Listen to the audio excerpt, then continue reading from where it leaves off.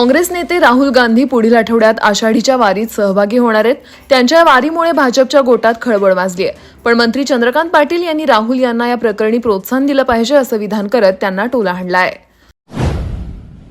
उद्धव बाळासाहेब ठाकरे शिवसेना पक्षाचे पक्षप्रमुख उद्धवजी ठाकरे रविवारी 7 जुलै रोजी शिवसंकल्प मेळाव्यानिमित्त संभाजीनगर जिल्ह्याच्या दौऱ्यावर येणार आहेत।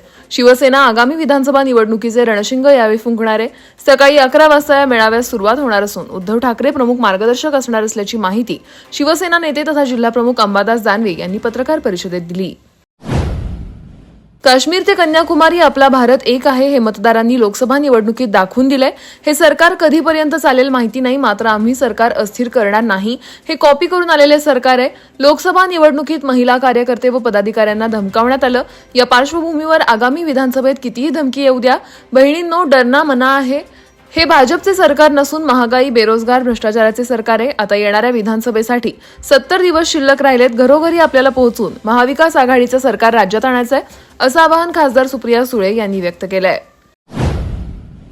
शिवसेना खासदार रवींद्र वायकर यांच्यावर भ्रष्टाचाराचे गंभीर आरोप असताना मुंबई पोलिसांनी त्यांना क्लीन चिट देणं म्हणजे भाजपाच्या वॉशिंग मशीनमधून वायकरांना स्वच्छ केल्याचं आणखी एक प्रकरण आहे। मोदी सरकार हे ईडी व सीबीआय या 2 कार्यकर्त्यांच्या मार्फत राजकारण कसं करतं हे देशानं पाहिलंय। अशी एखादी घटना समजू शकतो, पण अनेक उदाहरणं आहेत। वायकर त्यातील एक प्रकरण आहे।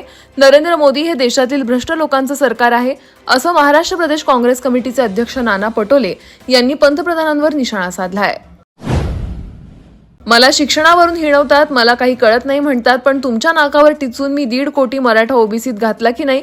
मी कमी शिकलेला असलो की काहीही असो, मी 3री नापास का असो, पण तुम्हाला करायचं काय? माझं काम मी बरोबर करतो, तुमच्या सगळ्यांच्या खुट्या मी रोवतो असं म्हणत मनोज जरांगे पाटील यांनी भुजबळांवर तोफ डागली आहे। छगन भुजबळांचे ऐकून जर मराठ्यांवर अन्याय करण्याचा प्रयत्न केला तर 288 पैकी एकही उमेदवार सरकारचा निवडून येऊ देणार नाही असा इशारा जरांगे पाटील यांनी राज्य सरकारला दिलाय।